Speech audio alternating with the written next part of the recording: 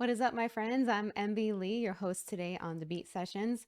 It's been a while and good to be back. And today I'm sharing with you the very iconic and diverse artist, Japanese singer-songwriter Joji, aka George Miller, released his third studio album, Smithereens, which dropped today, November 4th, 2022, under the labels 88 Rising and Warner. This follows up from Nectar, released back in 2020. Some of you may know Joji from his former viral videos on YouTube, acting as Filthy Frank and the Pink Guy. I actually didn't know he had any other different projects besides Joji, as I simply found him from a Pandora suggestion back in 2020. So I decided to take a dive into his past, and it was just super weird. Some of it was funny, most of it was a shock factor, some was disgusting, so I don't recommend it for the lighthearted, but I could see from looking through tons of comments on YouTube that he has a very loyal fan base since those days. Nevertheless, I'm so glad he took his turn into becoming Joji, which is really what he wanted to become. He was actually uncertain of taking this turn in his career, but I don't think he has anything to worry about. I guess that's what I really like about his music is that it's really relatable and his lyrics are very touching and heartbreaking. He's a naturally conflicted person and it shows in his writing. His past is often categorized as comedic, but his Joji music is a good example of how some of the funniest people can be some of the saddest people, or just the most shocking or exhilarating among us. Another example that could come to your mind is the late actor Robin Williams. Joji's aesthetic is very unprofessional, but professional at the same time. He has these huge bags under his eyes, and I can probably state that his face is the epitome of RBF for a guy, but it works really well for him, which makes him so recognizable and unique. The realness or the I don't give a crap attitude as well. I love it.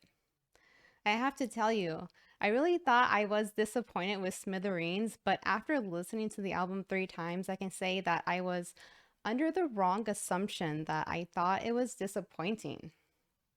The album is very short, only 24 minutes, 9 tracks, and is on 2 discs. You would think that it would all just be on 1 disc for that short amount of time, and maybe released as an EP instead. I think that's what caught me off guard before listening to the whole album and kind of clouded my judgment. Joji released 2 singles before the album drop, Glimpse of Us and Yukon Interlude. Glimpse of Us is actually the first track on disc 1, which is quite different from what most artists do. They usually have their first single as their second or third track, but maybe since Glimpse of Us had really a heavy Nectar presence from his previous album, I could see why maybe it was a continuation of that phase, or maybe it was supposed to be on the Nectar album and was just not complete until Smithereens release. Either way, this song is very heavy and Joji-like, and you can tell that his vocals have greatly improved and he feels more embodied within his own voice, kind of not holding back so much.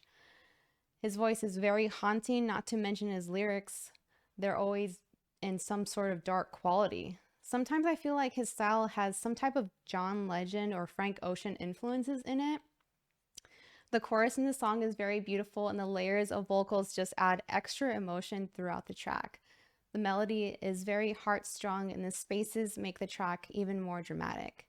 The piano ballad really complements his voice and vocal inflections are well balanced. Feeling Like the End continued on with the heartbreak theme, and it doesn't bother me that this is where he always draws his inspiration from.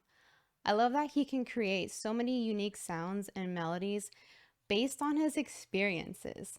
This track has a lighter feel to it and not as depressing as his other songs, and it is really different from Glimpse of Us. The drums exude different pitches throughout the song, and it creates a distinct beat, but I feel it was a really short song and I wanted more from it. It's coming in under 2 minutes. Die For You became one of my favorite songs from the album. This song is talking about an ex-lover, partner, and just wanting the best for them. It's like, who tore up your heart, Joji? Whoever it was, I feel that relationship was just so passionate. It was probably a toxic relationship, though.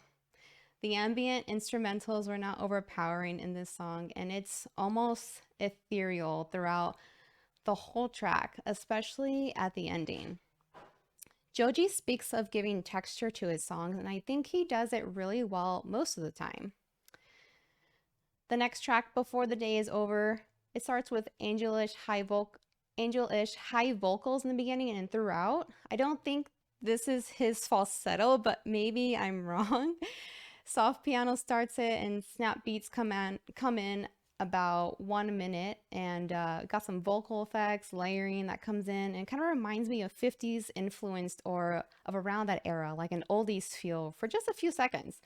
And that was my exact favorite part of the song. The vocals are very strong and lower pitched in that section as well. It later breaks down with instrumentals before revisiting the chorus once more. Dissolve comes in with acoustic guitar, and I thought it wasn't a very smooth transition from the previous song. It was just a little too strong for me, and Joji for sure was using a lot of auto tune in this song, which I would have probably been all for his regular vocals. And maybe it was going with the theme of dissolving, though, having a rippling effect. The guitar at times did have some reverb, and it felt a little tropical or soft psychedelic to me. I'm not sure how I feel about this song, but I did enjoy the lyrics a lot, especially the lines, "Who are we? Who have we become?" That line can cause a lot of self-reflection to whoever is listening to it. On to disc 2, the first song is Night Rider, and I do love that title for sure. I was hoping it was going to be a little more dark and perhaps sinister. It starts off with bass humming and bell tolls, which is a darker approach. Electronic beats come in as well as vocal-like beat synthesizers. This is definitely more of a rap-like track. The "I'm too precious" line comes in with sliced up vocals. I didn't really enjoy them. I think there was more of a focus on instrumentation and editing instead of focusing on his vocals in this song.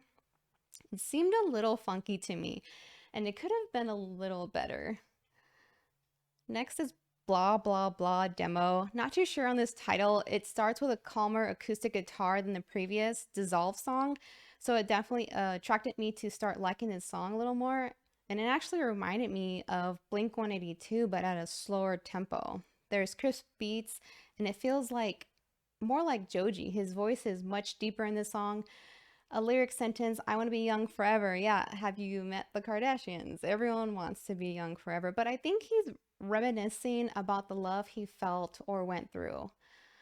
There's nothing quite like young love. The song slows down even more halfway through and has slight grunge influences. Yukon Interlude, his other single, starts with lower and more harsh piano chords, some vocal effects, his well-known, lazy, but attractive type of singing the beat picks up. It also gives you texture in the beginning, gooey, syrupy, and ocean effects. I promise it's not gross sounding.